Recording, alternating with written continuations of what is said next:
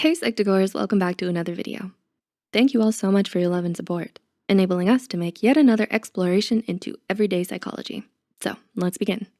Have you heard the saying, humans are creatures of habit?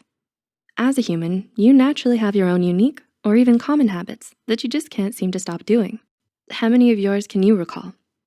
Some body language habits have a way of sneaking into our everyday lives, so much that you might not even realize that you're doing them.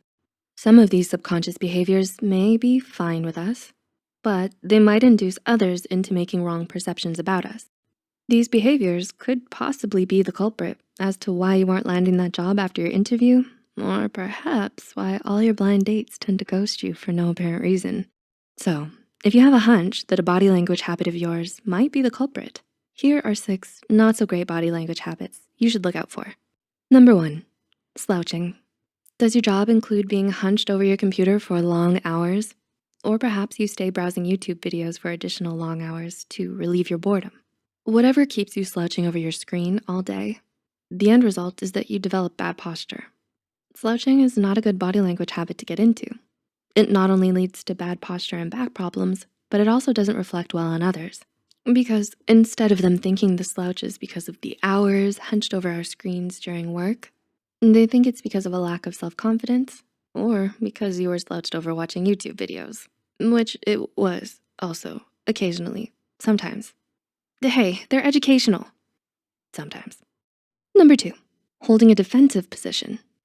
People can be annoying. So you may be in the habit of holding a defensive pose, such as crossing your arms, in reaction to the meanies out there. But don't let this seemingly defensive pose become a habit. Oftentimes, people will associate crossed arms as someone being disinterested or, well, defensive. So they might not think you like them or what they have to say. Showing your hands more when you talk with someone is the way to go. According to body language expert Patty Wolf, you should always keep your hands in view when you're talking. When a listener can't see your hands, they wonder what you're hiding. Number 3, not walking with confidence and good coordination. How we walk can tell a person a lot about us. Do you agree? A lot of people judge you simply by how you walk down the street. Say what? In the 1980s, 2 New York psychologists, Morris Stein and Betty Grayson, conducted research to find out what violent criminals look for in their victims. They had violent prisoners rate individuals on how easy it was to attack them from recorded tapes of the people walking. They then had professional dancers analyze the clips using a Laban movement analysis system to rate how coordinated the individuals in the clips were, and concluded that criminals found those walking with less confidence and coordination were easier targets. This reminds me of that classic episode on Rhett and Link's YouTube show Good Mythical Morning, The Safest Way to Walk. In that episode, the 2 internet personalities learned how to walk the correct way, according to researchers, in order to not be a target for mugging. It's hilarious. Number 4, appearing distracted. Do you tend to look away onto other things when someone's talking to you? You're still actively listening to the person talking, but glancing away may be a habit. While it may seem innocent, if you keep glancing away during a serious story about your friend's beloved goldfish, crackers, they may think you're bored and not interested, or that you simply don't care about crackers. The pet goldfish, not the addictively yummy snack. Number 5, overly intense eye contact or no eye contact at all. Eyes are the windows to the soul, right? But you just don't like looking into the depths of another's soul. We just met. But not using any eye contact may make your job interviewer think that you're not a serious worker or you're hiding something.